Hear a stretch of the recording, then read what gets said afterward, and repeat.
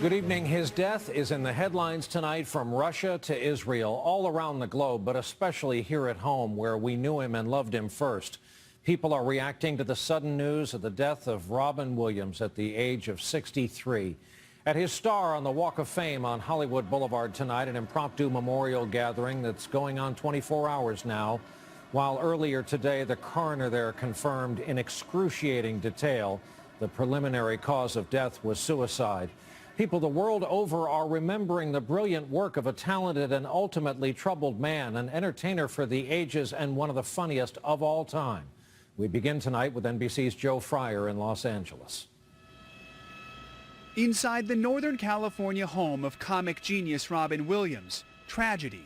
Investigators say he hanged himself with a belt and was discovered in a bedroom by his personal assistant. Toxicology testing will be conducted to determine if any chemical substances were in Mr. Williams' system at the time of his death. Authorities say Williams also had superficial cuts on his wrist, but they would not say if he left a suicide note. Neighboring Mill Valley, just north of San Francisco, Williams was known not as a celebrity, but as a kind neighbor. I used to run into him in the coffee kiosk. He'd be getting off his bike, and I'd go, "Hi," and he'd just go, "Hi," as if we were old friends. Across the country, fans are flocking to places made famous by Williams' iconic roles, like this Boston bench. You're just a kid. Featured in Good Will Hunting, the San Francisco home depicted in Mrs. Doubtfire, and the Boulder, Colorado house. Nanu, nanu. Shown in Mork and Mindy. It really just shows that somebody can make everybody else happy, but you really not be happy inside. It's really sad. Many are now recreating this powerful scene from Dead Poets Society. Captain, my captain. Social media is flooded with photos of people standing on their desks. From comedy clubs to Hollywood's Walk of Fame, Williams' death has left a huge void. It's hard to imagine unstoppable energy stopped. Robert De Niro says, "I'm stunned, beyond saddened." Billy Crystal simply tweeted, "No words." Sentiments echoed by Whoopi Goldberg, who wrote, "Billy Crystal is right. There are no words." Sesame Street honored Williams for making us laugh and smile, while the Motion Picture Academy posted an image from the movie Aladdin with 3 poignant words. "Genie, you're free." Tonight, comedy clubs everywhere are remembering Robin Williams. Here at the Laugh Factory in Hollywood, the marquee reads, "Rest in peace, make God laugh." Robin Williams leaves behind a wife and 3 children. Brian. Joe Fryer starting us off in Hollywood tonight. Joe, thanks. Robin Williams was, of course, so many things. It's why so many people are so sad today.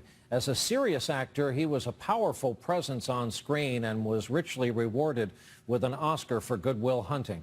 But mostly, he was so funny, and he was so fast and so smart.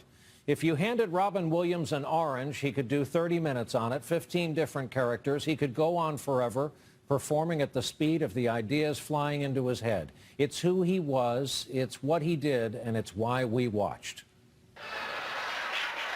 I am Mork from Mork. Nanu, nanu. Most people trace their first glimpse of him back to Mork and Mindy. It was 1978, and we'd never seen anyone quite like him, and 60 million Americans watched each week. If he reminded us of anyone, it was Jonathan Winters, who turned out to be his real-life comedy mentor. We had a marvelous time. Those were good days. You had access to more medication in those days.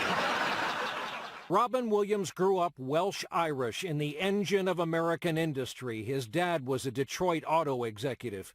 Williams was a creative loner who once said he shared his childhood bedroom with 2,000 toy soldiers. But once he got out of there was no stopping him. He was off to a career of improv and stand-up, and he went off on whatever occurred to him. How you like to play, Mr. Lincoln? Duck. He was a genius in an industry where that word gets tossed around too freely. His personal life was always a struggle, always a work in progress.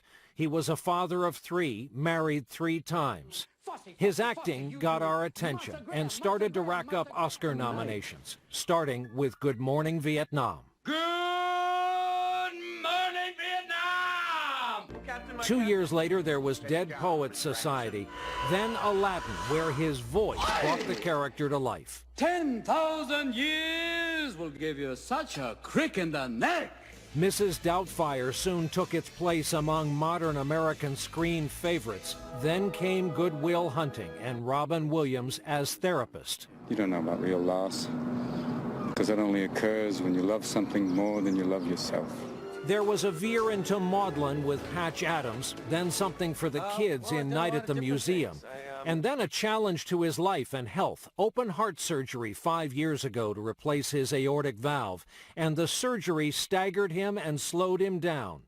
The actor we saw on his latest sitcom on CBS a year ago was older now, but still the man everyone hoped would be around forever. If heaven exists, what would you like to hear God say when you arrive at the pearly gates? There's seating near the front. The concert begins at 5. It'll be Mozart, Elvis, and one of your choosing. Or just so nice, if heaven exists, to know that there's laughter. That would be a great thing. Oh, yeah. Just to hear God goes, 2 Jews walk into a bar. At the time of his death, at the age of 63, Robin Williams had finished production of 3 films yet to be released. His previous films grossed over $5 billion.